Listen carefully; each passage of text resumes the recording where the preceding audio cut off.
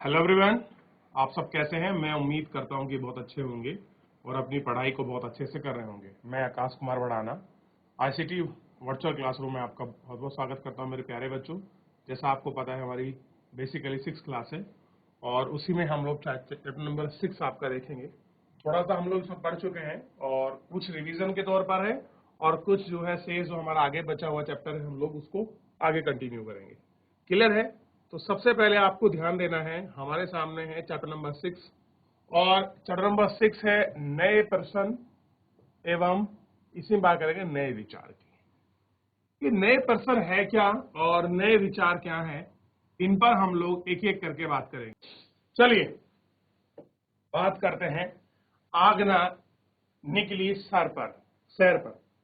आगना आज पहली बार अपने विद्यालय की ओर सैर पर जा रही थी। इसके लिए उसने देर रात पुणे, यानी कि पुणे का जो आपका पुणे है, महाराष्ट्र का एक शहर है, पुणे से वाराणसी यानी कि उत्तर प्रदेश की ट्रेन पकड़ती है। कहाँ जा रही है वो? महाराष्ट्र से उत्तर प्रदेश जा रही है। क्लियर है? स्टेशन पर आगना को छोड़ने आई उसकी मां ने अध्यापिका से कहा कि बच्चों को बुद्ध के बारे में बताने के साथ साथ उन्हें सारनाथ भी ले जाना। क्या कहा आगना की मां ने कि आप क्या करें, आप बच्चों को बुद्ध के बारे में बताने के साथ साथ आप कहां ले जाएं? सारनाथ भी ले जाएं। क्लियर है? चलिए देखते हैं क्या कहानी है बुद्ध की। आप में से ऐसे कितने बच्चे हैं जिन्होंने गौतम बुद्ध यानी कि भगवान बुद्ध के विषय में पढ़ा है, उनकी कहानी को आपने, उनके जीवन परिचय से कोई भी संबंधित कहानी, कोई भी तथ्य, कोई भी पॉइंट अगर आपको आता है तो आप बताइए बच्चों, अगर आपने कुछ भी पढ़ा है तो।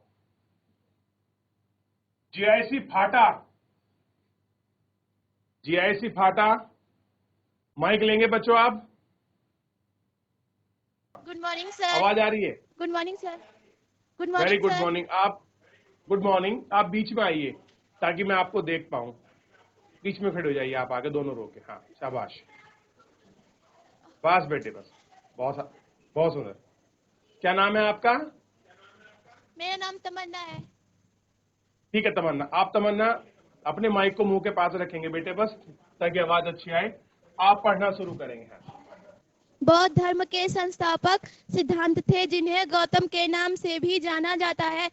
इनका जन्म लगभग 25,500 वर्ष पूर्व हुआ था। वह समय था जब लोगों के जीवन में तेजी से परिवर्तन हो रहे थे। जैसा कि तुमने अध्याय 5 में पढ़ा, महाजनपदों के कुछ राजा इस समय कुछ शक्तिशाली हो गए थे। हजारों सालों के बाद फिर से नगर उभर रहे थे। गांव के जीवन में भी बदलाव आ रहा था। अध्याय 9 देखो। बहुत से विचार इन परिवर्तन को समझने का प्रयास कर रहे थे। वे जीवन के सच्चे अर्थ को भी जानना चाह रहे थे। बुद्ध क्षत्रिय थे तथा साक्यन नामक एक छोटे से गण से संबंधित थे। युवावस्था में ही ज्ञान की खोज में उन्होंने घर के सुखों को छोड़ दिया। अनेक वर्षों तक वे भ्रमण करते रहे तथा अन्य विचारकों से मिलकर चर्चा करते रहे। अतः ज्ञान प्राप्ति के लिए उन्होंने स्वयं ही रास्ता ढूंढने का निश्चय किया। इसके लिए उन्होंने बौद्ध गया बिहार में एक पीपल के नीचे कई दिनों तक तपस्या किया था। उन्हें ज्ञान प्राप्त हुआ। इसके बाद से ही बुद्ध के रूप में जाने गए।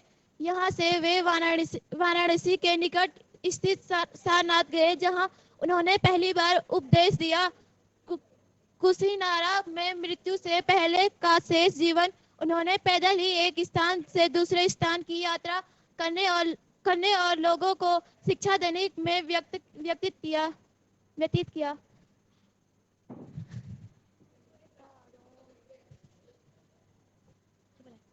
बुद्ध ने शिक्षा दी कि यह जीवन कष्टों और दुखों से भरा हुआ है और ऐसा हमारी इच्छा और लालसाओं जो हम हमेशा पूरी नहीं हो सकती के कारण होता है। कभी कभी हम जो चाहते हैं वह प्राप्त कर लेने के बाद भी संतुष्ट नहीं होते हैं एवं और अधिक अन्यथा अन्य वस्तुओं को पाने की इच्छा करने लगते हैं। बुद्ध ने इस इस लिप्सा को तस्या तृणा तन्हा तृणा कहा है।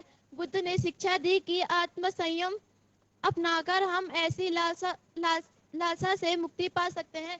उन्होंने लोगों को दयालु होने तथा मनुष्यों के साथ साथ जानवरों के जीवन का भी आदर करने की शिक्षा दी। वे मानते थे कि हमारे कर्मों के परिणाम चाहे वे अच्छे हों या बुरे, हमारे वर्तमान जीवन के साथ साथ बाद के जीवन को भी प्रभावित करते हैं। बुद्ध ने अपनी शिक्षा सामान्य लोगों की प्राकृतिक भाषा में दी। इससे सामान्य लोग भी उनके संदेश को समझ सके। वेदों की रचना के लिए किस भाषा का प्रयोग हुआ था?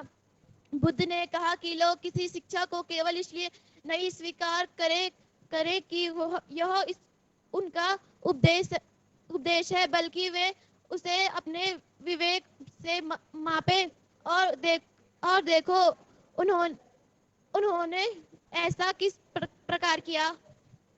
जी ऐसी फाटा, आप बैठ जाएं बच्चे, बहुत बहुत धन्यवाद। मैं अभी पूरा पैराग्राफ को आपको समझा दूं, फिर दोबारा मौका मिलेगा। सबसे पहले कह रहे हैं कि बौद्ध धर्म के जो संस्थापक हैं, ध्यान दो आप सभी, जैसी फाटा के बच्चों ध्यान दो, मेरे बच्चों आप ध्यान दो, सामने सभी अच्छे बच्चे हैं। देखिए बौद्ध धर्म के कौन है संस्थापक? तो वो है सिद्धार्थ, और सिद्धार्थ ही क्या है आपके बौद्ध हैं। यानी कि सिद्धार्थ नाम कब का है? ठीक, जब वो आपके राजा थे। क्या थे? राजा। और उन्हें गौतम नाम से भी जाना जाता था। क्लियर है? यानी कि बौद्ध के कितने नाम हुए? एक बुद्ध हो गया, बौद्ध हो गया, सिद्धार्थ हो गया और गौतम हो गया। तो आपको कंफ्यूज नहीं होना है, ये सारे नाम इनके ही हैं। कह रहे लगभग 2500 साल पहले इनका जन्म हुआ। वह समय लोग जीवन में आपका तेजी से परिवर्तन आ रहा था। ये समय कैसा था? चेंजेस का था। आपके नई नई चीजें, नए नए परिवर्तन आपको देखने के लिए मिलेंगे। कह रहे कि अध्याय 5 में तुमने महाजनपदों के कुछ राजा बहुत शक्तिशाली हो गए थे। और इस समय क्या हो रहा था कि जो महाजनपद हैं, जिन्हें हम 16 महाजनपद कहते हैं, वो भी यहाँ आपके और शक्तिशाली हो रहे थे। हजारों साल के बाद फिर कैसे नगर उभर रहे थे, यानी कि अब आपका शहर डेवलप हो रहे थे। गांव के जीवन में भी बदलाव आ रहा था, जिसके विषय में आप चैप्टर नंबर 9 में पढ़ोगे। बहुत से विचारक इन परिवर्तनों को समझने का प्रयास कर रहे थे। वे जीवन के सच्चे अर्थ को भी जानना चाह रहे थे कि जो आपका जीवन है, उस जीवन में सच्चा अर्थ क्या है, हमारे इस लाइफ की मीनिंग क्या है, हमें जीवन मिला है तो क्यों मिला है, इसका मीनिंग क्या है, इसको जानना हम लोग चाह रहे थे। बौद्ध क्षत्रिय थे और इनके साथ एक गण था जिसको कहते हैं शाक्य गण। क्लियर है? एक छोटे से गण से संबंधित थे। युवावस्था में ही इन्होंने ज्ञान की खोज में घर छोड़ दिया। आप देखिए, कोई व्यक्ति 29 साल का कोई व्यक्ति ज्ञान की खोज में अपने सुखों का त्याग कर दे, एक राजा जिसके पास सारी सुख सुविधा, ऐश और आराम है, वो ज्ञान के लिए अपना सब कुछ छोड़कर घर से बाहर दर बदर आपका भटकने लगे, ये कितनी बड़ी बात है। और किसके लिए? ज्ञान के लिए। अब आप लोगों को ज्ञान मिलता है, आप लोग ध्यान देते ही नहीं है। चलिए, कह रहे अनेक वर्षों तक वो क्या करते रहे? भ्रमण करते रहे, भटकते रहे इधर से उधर ज्ञान की खोज में। अन्य विचारक से मिले, जो आपके नए नए विचार, उनसे भी मिले। अंततः ज्ञान की प्राप्ति के लिए उन्होंने स्वयं ही रास्ता ढूंढने का निश्चय किया। और क्या किया? कि स्वयं ही उन्होंने रास्ता ढूंढने का प्रयास किया। इसके लिए उन्हें बोध गया, यानी कि बिहार में एक पीपल के वृक्ष के नीचे कई दिनों तक आपका तप किया। अंततः उन्हें ज्ञान प्राप्त हुआ। इसके बाद वे बौद्ध के रूप में जाने लगे। यहां से वे वाराणसी के निकट स्थित सारनाथ गए। उन्होंने जहां पहली बार उपदेश दिया। ध्यान दीजिए, ये जगह है सारनाथ, ठीक। और सारनाथ में जब वो पहली बार उनको ज्ञान प्राप्त होता है तो वहां क्या देते हैं? उपदेश देते हैं। और सारनाथ कहां किसके निकट है? वाराणसी के निकट है। क्लियर है? ठीक। और यूपी में ही जगह है आपका कुशीनारा। यहां क्या हुई? बौद्ध की मृत्यु हुई। किस जगह? कुशीनारा में। और कह रहे हैं कि शेष जीवन उन्होंने पैदल एक स्थान से दूसरे स्थान की यात्रा की। यानी कि जब भी वो कहीं जाते थे किसी भी स्थान पर, तो वे एक स्थान से दूसरे स्थान आपका पैदल ही यात्रा करते थे और लोगों को शिक्षा देने में व्यतीत करते थे। उनका मेनली जीवन क्या रहा है? लोगों को शिक्षा देने, समाज को दर्शन दिखाने के लिए कि क्या सही है क्या गलत है। हमारी इच्छाएं ही हमारा पुनर्जन्म होता है और हमारी इच्छा ही हमको आपका जन्म देती है। तो इन सब के विषय में लोगों को ज्ञान देते हुए एक स्थान से दूसरे स्थान वो आपका जाया करते थे। ठीक, अब देखिए बौद्ध ने शिक्षा दी। यह शिक्षा, अब क्या शिक्षा दे रहे हैं बौद्ध? ध्यान दीजिए, कह रहे हैं जो हमारा जीवन है ये किससे भरा है? कष्टों से और दुखों से भरा हुआ है। यानी कि हमारे जीवन में क्या है? बहुत कष्ट है और बहुत सारे दुख हैं। और ऐसा क्यों है? ऐसा हमारी इच्छा और लालसाओं के कारण है। इच्छा का मतलब है कि आज हमको ये मिल जाए, कल वो मिल जाए, ऐसा होना चाहिए, इस तरह से होना चाहिए। ये सब क्या है? ये आपकी इच्छा है, आपकी लालसा है। इनके कारण ही क्या होता है, कभी कभी हम जो चाहते हैं वह प्राप्त कर लेने के बाद भी संतुष्ट नहीं होते। अब मान लीजिए आपकी इच्छा प्राप्त भी हो जाए तब भी आप संतुष्ट नहीं होते, एवं अधिक एवं अन्य वस्तुओं की पाने की इच्छा रखते हैं। कह रहे कि जब हम आपका एक चीज को मिल जाए फिर कुछ और चाहिए और पाने के लिए हम कुछ ना कुछ प्रयास करते हैं।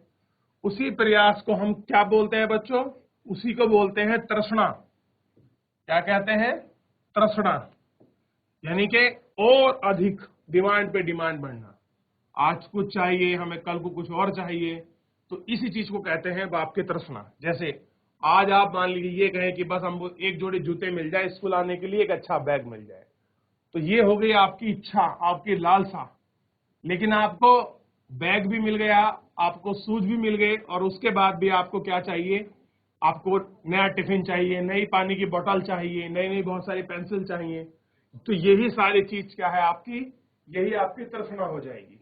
क्लियर है?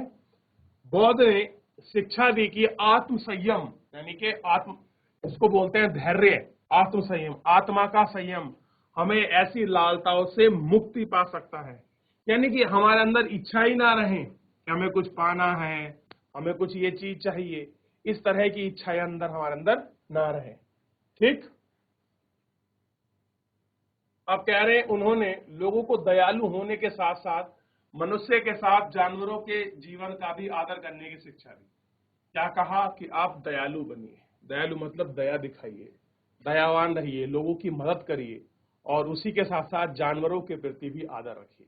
कुछ लोग जानवरों को मारते हैं, तो ऐसा नहीं करना चाहिए, क्योंकि वो भी क्या है, एक आपका, उनमें भी जीवन है, वो भी एक जंतु जीव हैं, तो उनमें उनके प्रति भी हमारा एक लगाव होना चाहिए।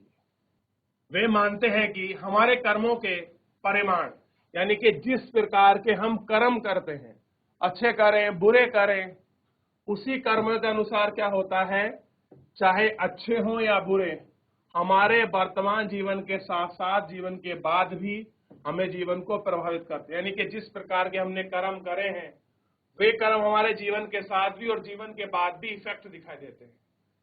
बौद्ध ने अपनी शिक्षा छवाने लोगों को प्राकृत भाषा में दी है। कौन सी भाषा थी? प्राकृत। उस समय भारत में आम बोलचाल की भाषा प्राकृत थी, और वेद किस भाषा में लिखे हुए थे? तो आपका संस्कृत भाषा में। और इन्हें सामान्य लोगों को आपका समझने में मदद मिल सके, इसलिए प्राकृत भाषा में। एक क्वेश्चन पूछा गया है आपसे, और क्वेश्चन है वेदों के लिए रची गई किस भाषा का प्रयोग हुआ था? तो मैं आपको बता चुका हूं कि संस्कृत भाषा, और वर्तमान संस्कृत से थोड़ी सी भिन्न थी ये भाषा। क्लियर है? ये भी आपको पता होगा।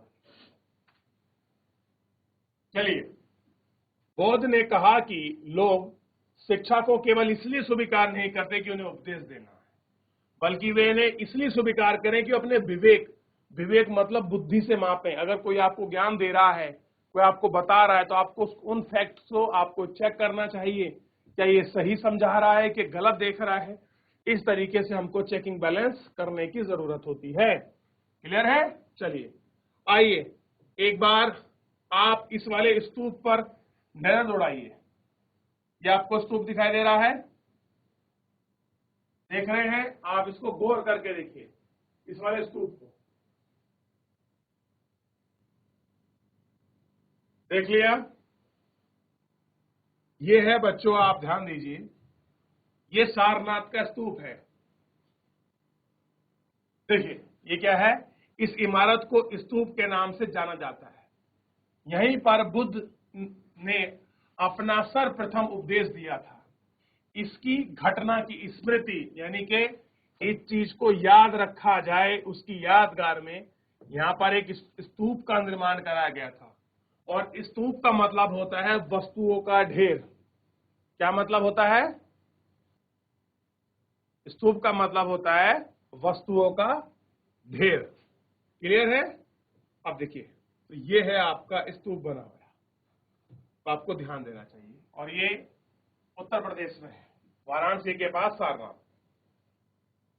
चलिए, अब कौन बच्चा खड़ा होगा पढ़ने के लिए आगे?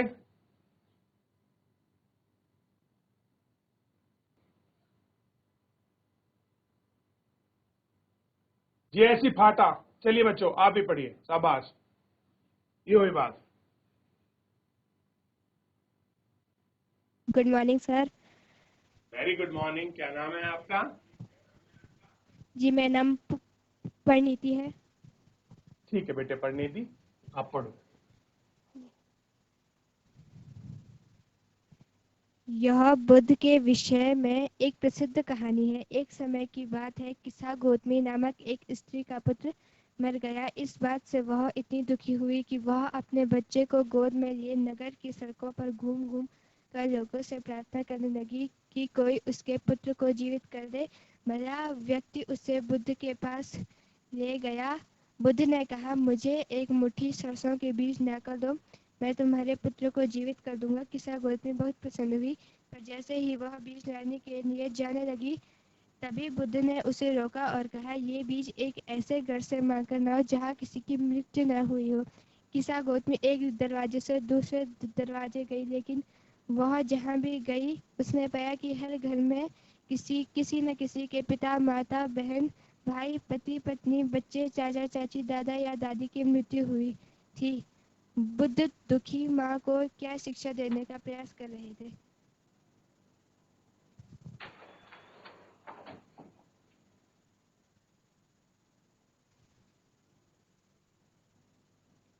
जिस समय बुद्ध उपदेश दे रहे थे, उसी समय या उससे भी थोड़ा पहले दूसरे अन्य चिंतक भी कठिन प्रश्नों का उत्तर ढूंढने का प्रयास कर रहे थे। उनमें से कुछ मृत्यु के बाद के जीवन के बारे में जानना चाहते थे, जबकि अन्य यज्ञों की उपयोगिता के बारे में जानने को उत्सुक थे। इनमें से अधिकांश चिंतकों का यह मानना था कि इस विश्व में कुछ तो ऐसा है जो कि स्थायी है और जो मृत्यु के बाद भी बचा रहता है।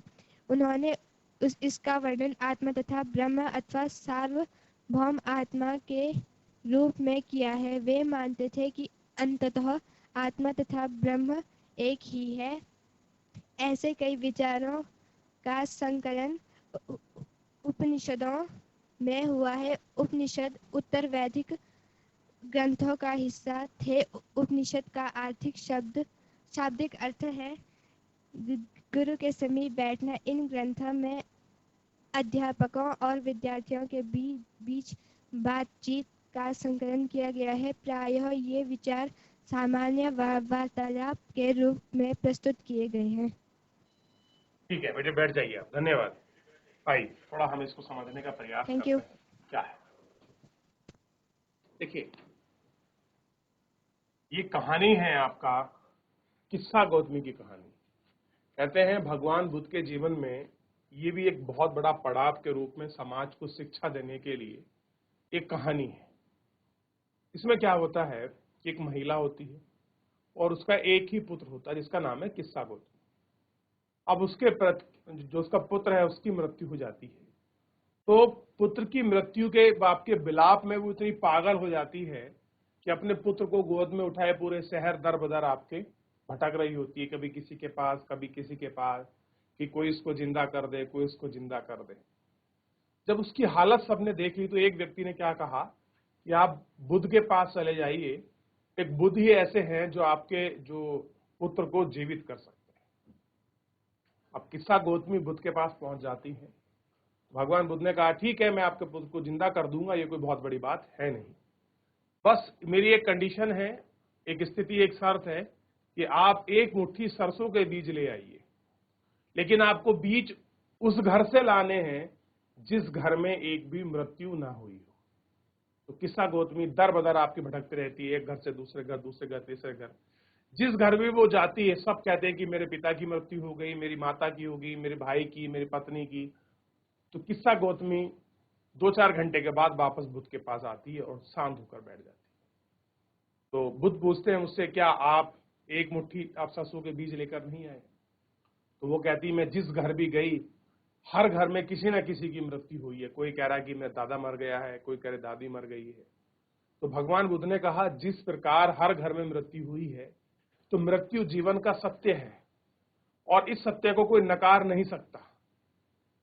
तो वो किस्सा गौतमी को समझाने का प्रयास कर रहे थे कि जितना जीवन हमको मिला है वो हमें आपका ईश्वर ने दिया है, हमें उसको अच्छे कर्मों में आपका लगाना चाहिए।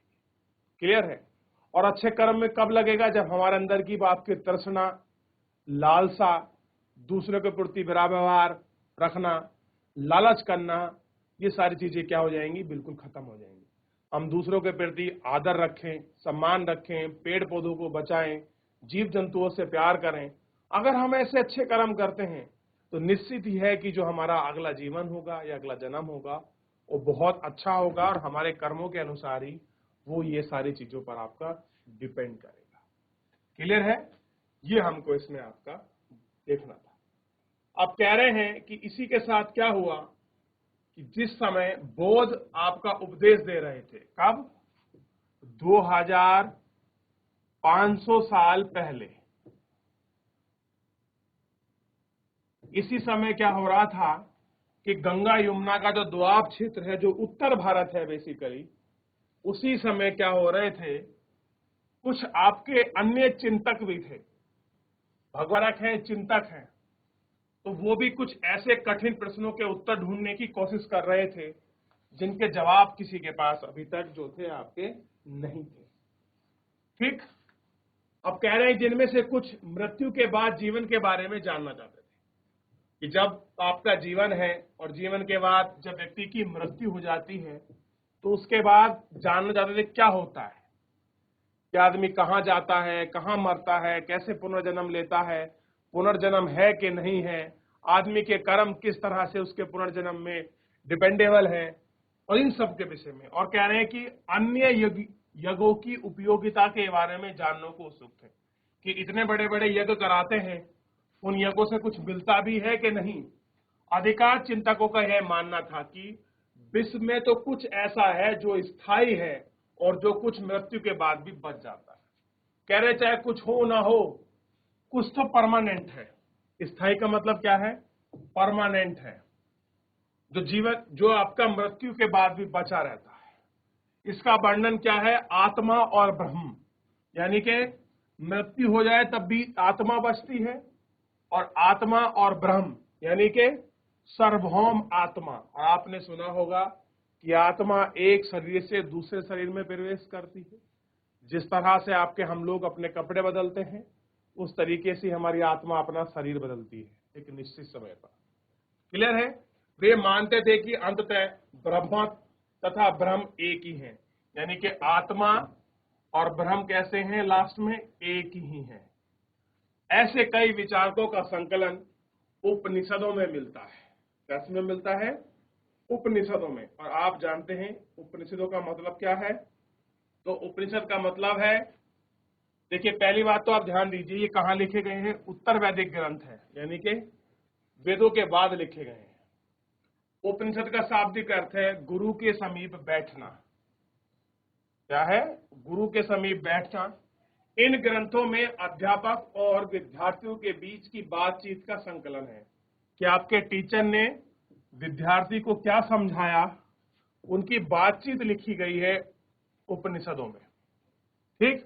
और प्राय ये विचार सामान्यता वार्तालाप के रूप में, यानी कि आम बोलचाल जो हम लोग डिस्कस कर रहे हैं, मैं आपको पढ़ा रहा हूं, आप मुझसे पढ़ रहे हैं, इसी फॉर्मेट में आपके उपनिषद क्या हैं, लिखे हुए हैं। आपने बौद्ध को समझा, आपने उपनिषदों को समझा, एक बार सारे को देख लीजिए। किसी का कोई डाउट है, कोई क्वेरी है, आप मुझसे पूछ लीजिए, फिर इसमें हम लोग आगे बढ़ जाएंगे। तो मेरे प्यारे बच्चों, फिलहाल आज के इस लेक्चर में इतना ही। मिलते हैं नेक्स्ट लेक्चर में, तब तक अपना ध्यान रखिए, स्वस्थ रहिए, अपनी पढ़ाई को बहुत अच्छे से करते रहिए। धन्यवाद। JSC फाटा, बहुत बहुत धन्यवाद। Bye bye.